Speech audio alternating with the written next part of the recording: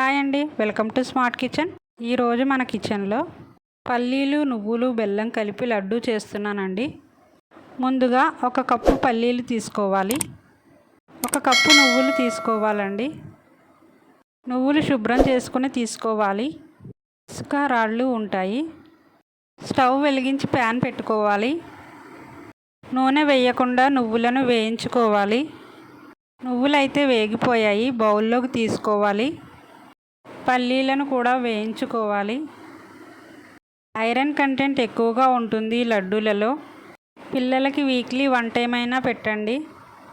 పల్లీలు వేగిపోయాయి, చల్లారిన తర్వాత పొట్టు తీసుకోవాలి.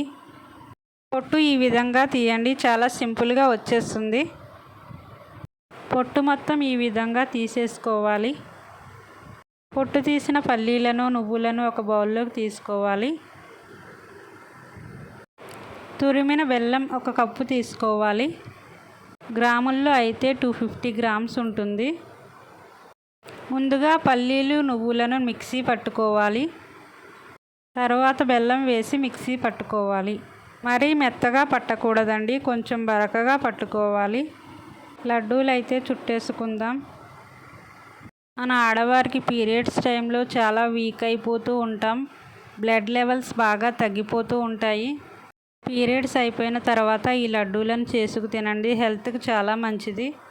లడ్డూలు అయితే రెడీ అయిపోయాయండి, బౌల్లోకి తీసుకుందాం. అందరూ ట్రై చేయండి, ఎలా వచ్చాయో నాకు కామెంట్ చేసి చెప్పండి.